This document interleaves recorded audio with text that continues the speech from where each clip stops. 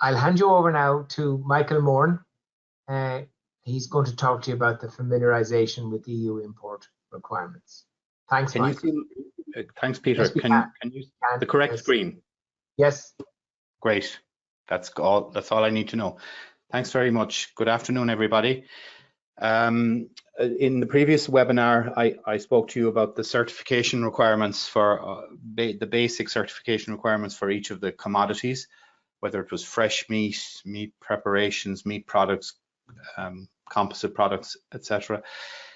Some of those certificates that we use require us to have some knowledge of the EU import requirements if we are using imported products or imported meat and processing it or directly re-exporting it to GB.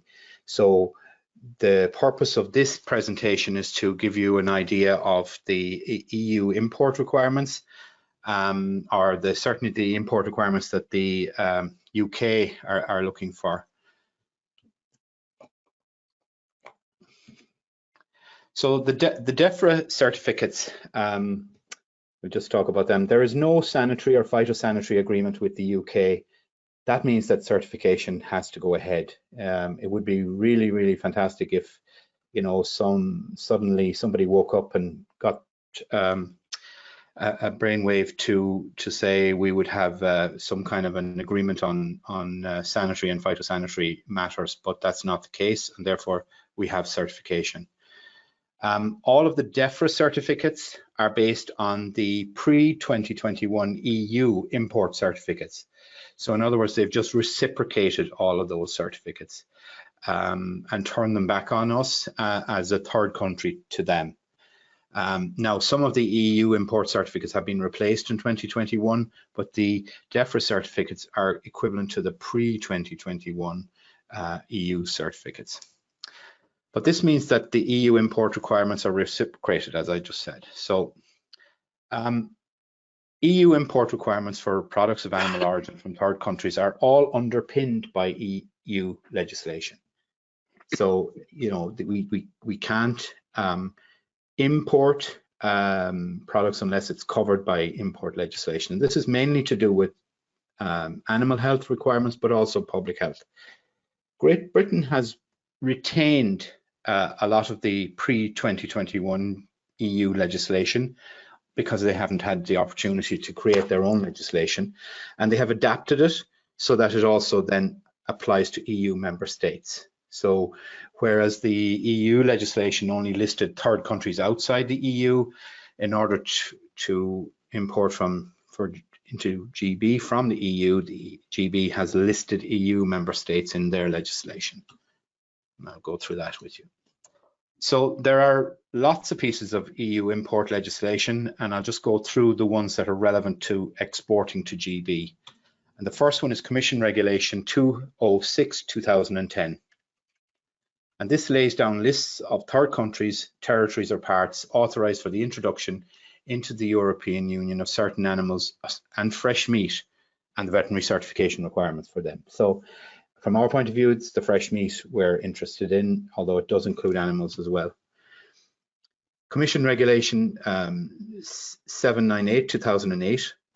This one is repealed but retained by the UK. So this has been given a new updated version in the EU, but the UK retains this version, and therefore it's the one that we have to think about. And this lays down lists of third countries, territories or zones and compartments from which poultry and poultry products may be imported into or through the community, and the veterinary certification requirements for those. So just for the sake of completeness, and so people know, this has been replaced by Commission Delegated Regulation 2020/692. But we're only interested in 798/2008 for the purposes of exporting to the GB. The next one is Commission Decision 2000/572, again repealed but retained by the UK. And this lays down the animal health and public health and veterinary certification conditions for imports of meat preparations into the community from third countries. And this has again been replaced by Commission Implementing Regulation 2020/2235. And a major one here is Commission Decision 2007-777, again repealed in the EU and retained by the UK. And this lays down the animal health and public health conditions and model certificates for imports of certain meat products and treated stomachs, bladders and intestines for human consumption from third countries. Again, replaced by 2020-692, but the UK are only interested in 2007-777. And then two more, Commission Regulation 28 of 2012, again repealed, but retained by the UK, and this concerns composite products, the certification requirements for them, and that has been replaced by 2020-686, and Commission Decision 2007-275 concerning composite products, and this is all about the border control of composite products, and it still stands. But in my presentation, I'm not going to deal with composite products, so the last two regulations I won't be dealing with. So we just go into the first one again, 206-2010, and this applies to all imports from third countries of fresh meat, beef, pork, lamb, and minced meat, beef, pork, lamb. And it applies to all exports of these to GB. So it has animal health attestations which relate to these diseases, and you know, they're thankfully not a big deal anymore. Rinderpest, foot and mouth disease, African swine fever in relation to pork, classical swine fever, and swine vesicular disease. They're the specific diseases that are referred to in this regulation. And it lists the third countries and restrictions relating to each. So this is an example of an annex in that regulation where it lists, now I'm not sure whether you, depending on the size of your screen, whether you can see. So for instance, if we look at Chile, CL here, the whole country is permitted to export into the EU, and it's allowed to export bovine, ovine, ruminant, and pigs. So that's a comprehensive ability to export. And then the GB is also listed here, so it can export into the EU, and there's very few restrictions there. And this page of the annex tells you the various restrictions that are listed on the left-hand column, or sorry, the right-hand column. In the retained version of this regulation, the UK has retained, they've added an annex. So they've generated their own Annex 2, which includes the EU member states. So in alphabetical order, it starts top, although I don't see Austria there, but Belgium, Bulgaria, Czech, Denmark, Germany, and we're there bang in the middle, Ireland, whole country, so no exclusions on these species, bovine, ovine, porcine, equine. And we move on to Commission Regulation 798/2008, and this applies to poultry meat. And then that includes minced poultry meat. There's no distinction in the regulation between poultry meat and minced poultry meat, whereas there is in the fresh meat of the other species. And it applies to all of our exports of same to Great Britain. And the animal health attestations then applies to territories or compartments. Sometimes they talk about compartments, which are, you know, distinct areas within countries, and these must be free from things like highly pathogenic avian influenza and Newcastle disease. These are the only two diseases really that are referred to. There must be no vaccination, and it lists the third countries and any restrictions relation to each. And obviously these lists have to be kept up to date because, you know, especially things like avian influenza, it can be very fluid and can come and go. So this is the list of third countries that are in it. It talks about any restrictions associated with each, whether what the closing date of that market was, when it's ready to reopen.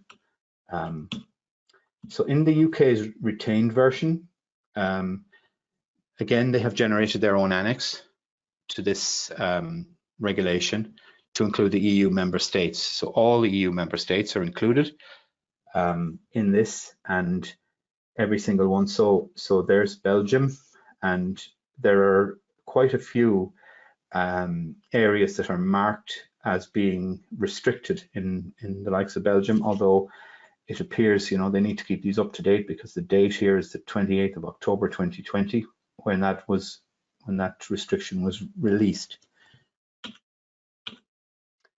And Ireland has been divided up into quite a number, again, of compartments. So we have the whole country, excluding this thing called IE2, which is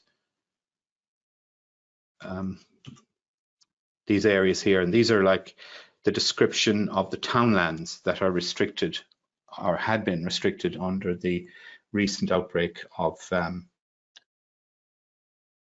HPAI. So that was released from restriction on the 15th of January 2021.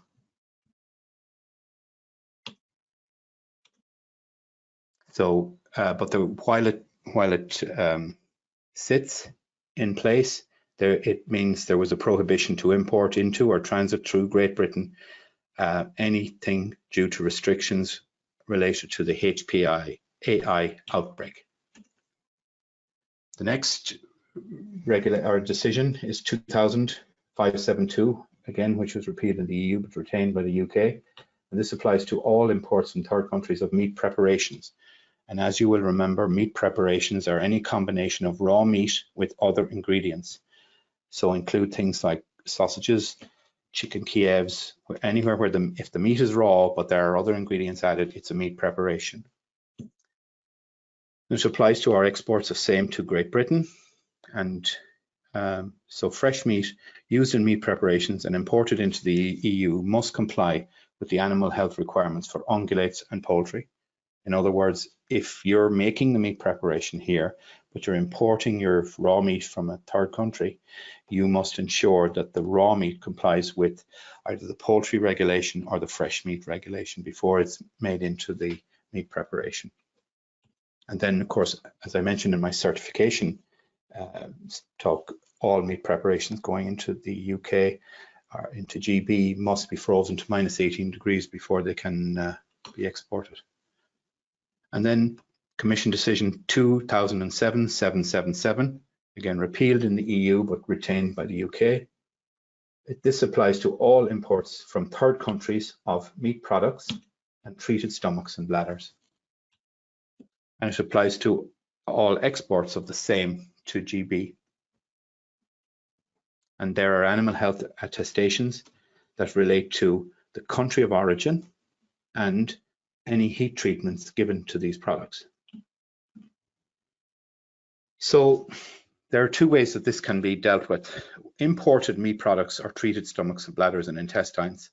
So if they're imported in that state already, they must have come from a third country approved to export into the EU and have undergone a treatment appropriate to the species and country of origin. So if you're already importing the product or the treated stomach, bladder or intestine, it has to have complied with this Commission decision before it's imported. And this will be verified by us by checks on copies of import certificates and the CHED, the Common Health Document.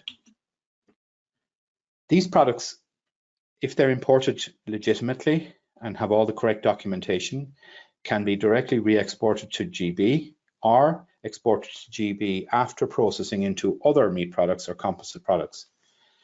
The treatment specified on the GB certificate must be the one that applies to the species and third country of origin. So it will, if it comes in already treated, its treatment would probably correctly apply because it wouldn't have been certified otherwise. Then there is also the possibility of manufacturing meat products, treated stomachs, bladders or intestines, manufacturing them here from raw meat that has been imported from third countries.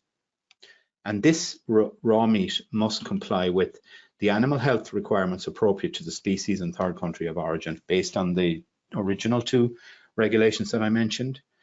And it must also, before it can be exported to GB, receive the heat treatment appropriate to the species and third country of origin of the raw ingredient.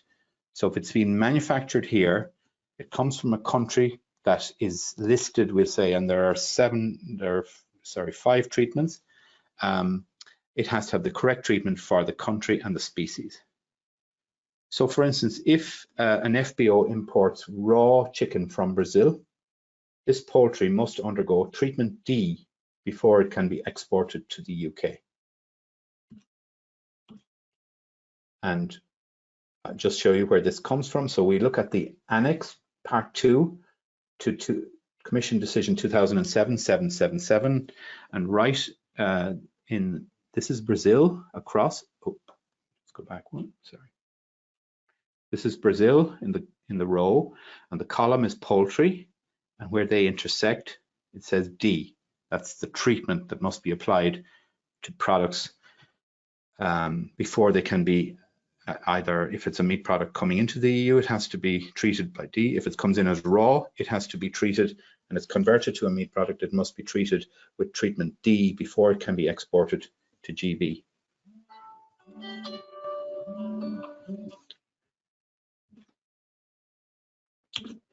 So treatment D is in the center there, and it says a minimum temperature of 70 degrees, which must be reached throughout the meat and or stomach, bladder, or intestine during the processing of meat products or treatment stomachs. And for raw ham, well, we won't forget about raw ham. So the UK have a retained version of this, and they have generated, again, like the other regulations, and their own Annex 2. And that includes all the EU member states. And right bang in the middle there is Ireland. And I forgot to mention in the treatments, treatment A means no non-specific treatment. It means so long as it's